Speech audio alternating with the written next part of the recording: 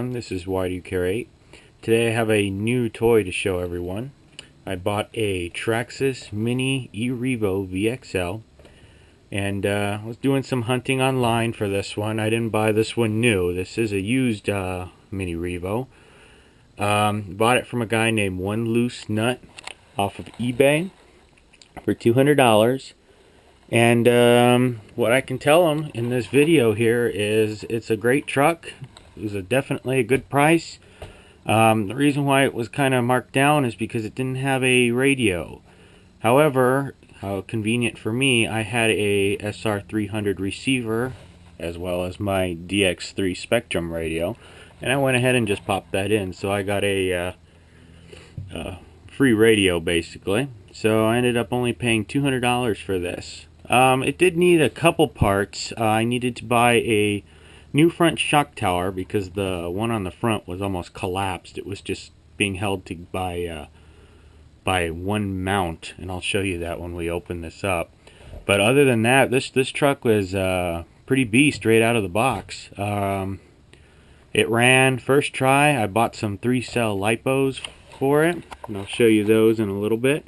And yeah, this thing ran awesome. It goes probably maybe 45 in the 50 range, like Traxxas claims. This has the 25 tooth pinion on it. That's how it was bought. The guy who owned it obviously ran the 25 tooth on this. He was definitely using lipos because it was automatically on the green ESC light when I bought it. So I was able to tell that this car was probably only ran with lipos. It probably never even saw a nickel metal hydride battery. It only had one servo. I went ahead and installed a second one just because I could, because of all the money I saved. Went ahead and put the second servo in, and then this shock tower is awesome. I went ahead and bought it from a place called Hot Racing. It's a black anodized aluminum shock tower, and it is just awesome. I love it. The only thing I don't like about it is they make like skid plates and stuff like that, but as you can see, if the skid plate were aluminum and you would scratch that, same thing with these servo guards, they make those as well. I was looking at those, but then I started thinking about it, because when it gets scratched up, it's going to turn gray because of the scratches. So I figured, you know, that's going to look wrong. If you're going to put aluminum on the bottom side, I'd go with like a silver aluminum. That's why I kind of wondered why half of it, because this is all one unit here, was silver on the front and then black in the rear. Because if this were to get scratched at all, this is going to be the first section to get scratched. And since it's silver, it won't be visible. I mean, it'll be visible, but not as visible as it should be. But overall, it's a great truck. The guy I bought it from put the aftermarket turn rods on there, turnbuckle rods. It's got it on the front and the back. It's got the stock Valenion 380, 4000 kV, 8-turn motor, and the stock VXL 3M speed control. Overall, it's a great truck. But there came an issue when it came to battery choices. I was looking at batteries. Traxxas sells them. I think they sell a 1400 milliamp hour 3-cell. And I went ahead and called them and I said, "What's the biggest LiPo you can put in a for a 3-cell in a VXL Mini Revo?" And they go, "Well, 1400 is about the largest you can because the compartments are small." So I figured, I don't think so. There's got to be a way around that. Everybody I've been watching on YouTube, they modify their battery compartments to get larger batteries in there. As you can see, it is tight. There's a small micro servo, and you can compare the size of the micro servo with the casing. It's very small. So what I ended up doing, I found myself, I was looking at the dimensions from Hobby King's website. They sell a 1.8 amp hour battery. It's 1800 milliamps, and the size of it, as you can see to the compartment, it's not going to fit right away. So you got to do a little bit of modifications. And the easiest way I found was the way I'll show you in a minute. If you guys do intend to get this one, they make two different kinds. They make a 1800 milliamp nanotech, and it won't say airsoft on it. Believe it or not, if you get that one, it's larger, it will not fit. You need to find the one that says airsoft on it. I don't know why. It's smaller, I guess, to fit in the machine guns or whatever airsoft toys they use. They also make this in a 25 to 50C. This is a 20 to 40C. The 25 to 50C on the dimensions is bigger than the 20 to 40, which is this one right here. The 20 to 40 barely fits in there. So if you guys get a 25 to 50, good luck. That's all I got to tell you. It probably will not fit because you have to modify these battery trays. And I was looking at people, they were sanding the inside of the compartment, and I said, you know what, that's too much work. There's got to be an easier way to do this. So the easiest way I think to do it, it'll take you literally 5 minutes to do it. It's that easy.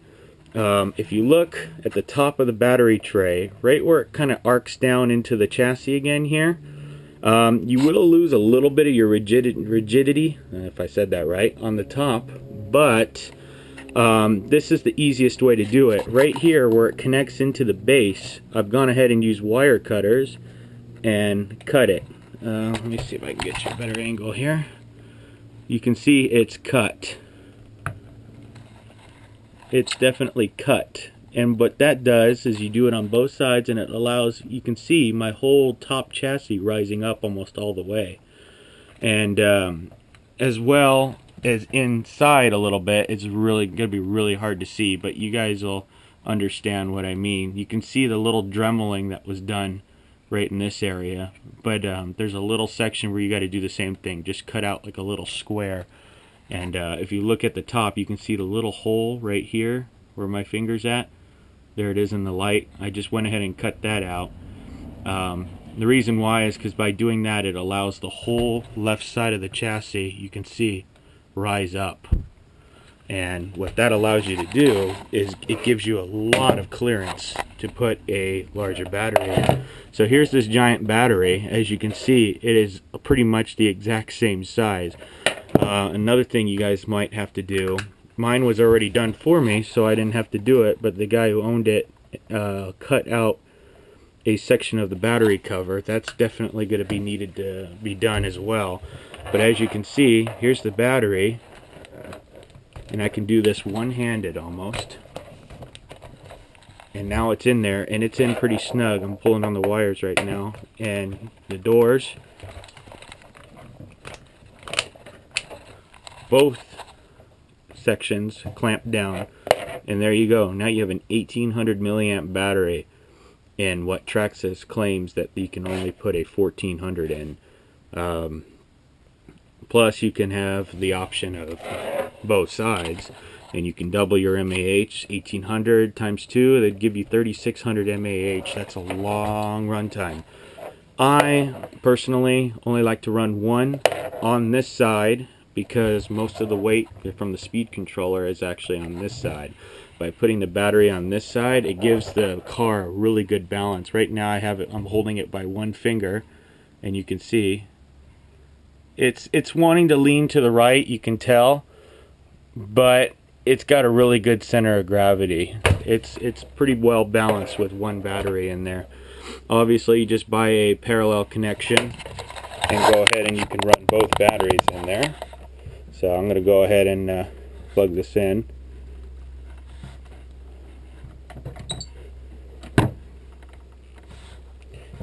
And as you can see, now we have a 3-cell LiPo in there. Very cool. Very easy. Balanced lead, you just have to tuck it away somewhere. But it's definitely doable. But there you go. There is my Traxxas Mini E-Revo VXL. I will have a running video of this soon, I hope. As soon as the wind starts coming down. That's why I'm inside today. But sound doesn't record well when there's a lot of wind, so I figure I'd have to wait it out a little bit. But once again, special thanks, if you're watching this, to One Loose Nut on eBay. You can find, this is his account right here. You can find it. And yeah, if you ever see any auctions from him, Definitely does good business. He ships it out right away. You don't have to wait. Ended up getting this in probably about 3 days once he sent it. I bought it on was it March 16th, and I think I got it within like 3 or 4 days. So he definitely doesn't BS you on the shipping. So free shipping, and you get it right away, which is great. All right, this is Whitey Create.